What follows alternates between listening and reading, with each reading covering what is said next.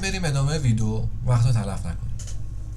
بخش دوم، ساختار درونی سی پی یو. تا الان گفتیم چه دستوراتی داره و الان میخوایم بریم درباره ساختارش حرف بزنیم. خب دوستان، این سی پی یو ما باشه، بذار مشکیش بکنم، یکم هم قلمم هم سایزش رو بزرگتر بکنم. این اگر سی پی یو ما باشه از 3 تا بخش تشکیل شده، 1 2 3. اوکی. اولین بخش ما میشه هسته یا کور.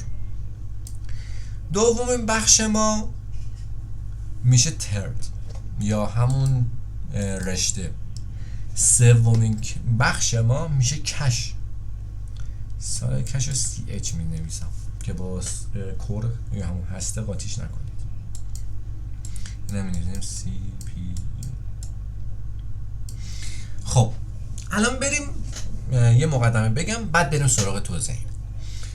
قبلا CPU ها تک هسته بودن، سینگل کور بودن و فقط یک کار رو توی هر یه زمان میتونستن انجام بدن.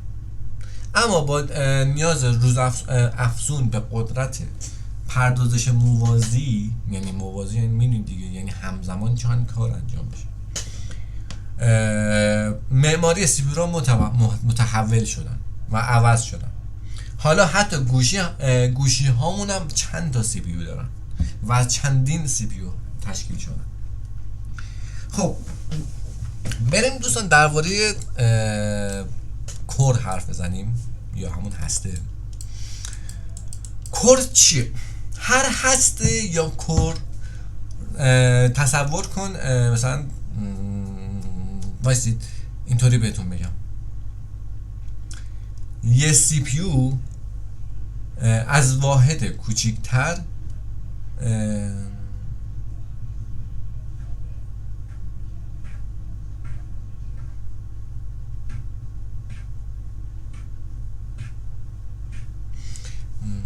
خب بریم سراغ کور و هسته. داخل کور و هسته ما، هر هسته یا هر کورمون رو میتونیم تصور کنیم به عنوان یه سی پی یو و کوچیک و کاملتر تو دل سی پی یو اصلی. یعنی یه سی پی یو بذاریم داخل یه سی پی یو اصلی. اوکی.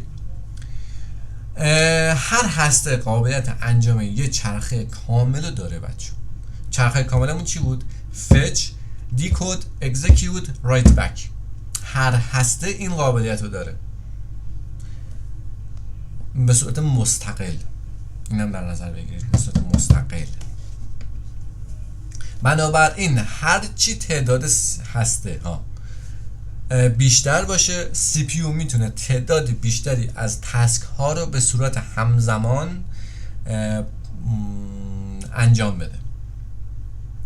این افزایش هسته به طور چشمگیری عملکرد کلی سیستم رو بهینه‌سازی میکنه.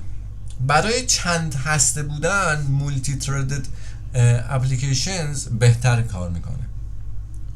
برای کارهایی مثل رندرینگ ویدیو، کامپایل کد یا اجرای همزمان چند برنامه سنگین، تعداد هسته های زیاد حیاتیه. خب اینو پس فهمیدیم.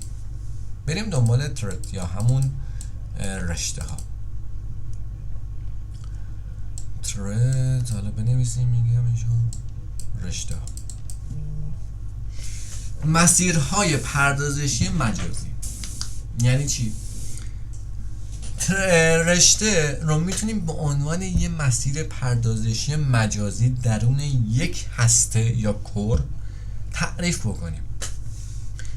برای بهره وری بیشتر از منابع یه هسته فیزیکی، شرکت هایی مثل اینتل یا مثلا رایزن یا AMD، یا هم رایزن میشه یا اینتل، با فناوری هایپر تردینگ این امکان رو به ما میده هر هسته بتونه 2 رشته منطقی رو به صورت همزمان مدیریت کنه. لاجیکال ترد. SMT هم بچه هست. سیم اسمشو یادم نمیاد ولی مولتی تریدینگ بود اسمش. حالا داخل یادم داخل ادیت میذارمش. اینو انجام میده. یعنی این که مثلا بخوام خلاصه توضیح بدم، این کور ما هسته ما، این دو تا ترد داره، دو تا رشته داره. هر کدوم از این رشته ها میتونن یک کار مجزا مستقل از هم واسه خودشون انجام بدن. اوکی، حالا بیاید یه مثال واسهتون بزنم واسهتون جار بیفته. تصور کن یه سی پی یو داریم با 4 هسته فیزیکی و فناوری هایپر تریدینگ. این سی پی یو میتونه 8 رشته منطقی ارائه بده. چرا؟ چون 4 تا از این داریم. اوکی، این به این معنی نیست که سی پی یو دقیقاً 4 کار رو به صورت کاملا موازی انجام بده ها، بلکه به سیستم عامل این امکانو میده که به هر هسته فیزیکی 2 مسیر برای ارسال دستورات اختصاص بده. یعنی این میاد 2 تا مسیر دستور اختصاصی به سی پی یو هر هسته ما اختصاص میده. هسته میتونه بلافاصله به پردازش رشته یا همون ترد دیگه بپردازه و از هدر رفتن سیکل های پردازشی جلوگیری بکنه. این تکنیک به خصوص توی برنامه هایی که قابلیت مولتی تریدینگ دارن به طور چشمگیری عملکرد رو بهتر میکنه. پس موقع انتخاب سی پی یو برای بازی های سنگین، طراحی استبادی یا برنامه نویسی دقت به تعداد هسته و ترد ها خیلی مهمه بچه‌ها.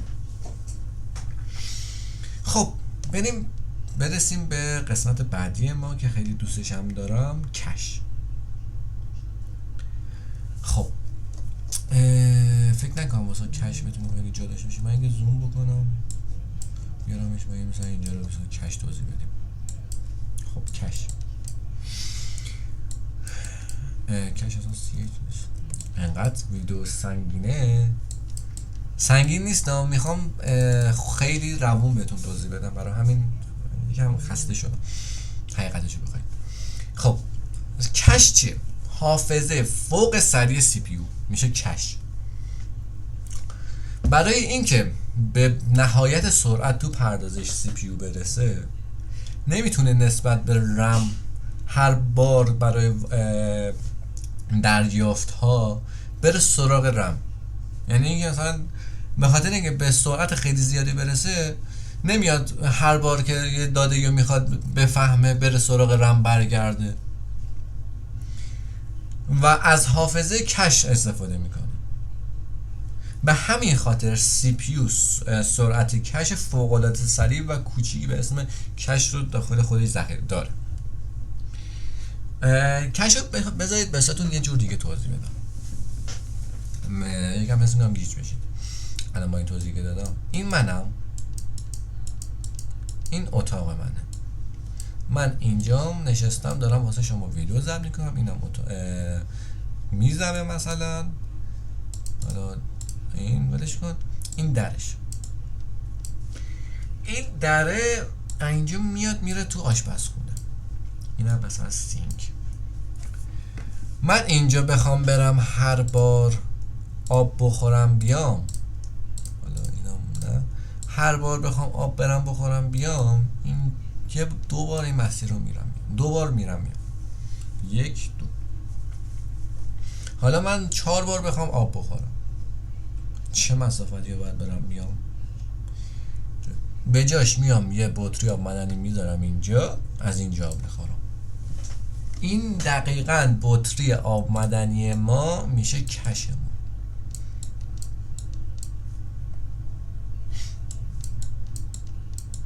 میشه دقیقاً کش ما.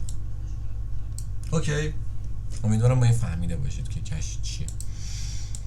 نفهمیدیدم دیگه تلاش کنید بفهمید. شوخی میکنم. ازم بیاید سوال بپرسید. خب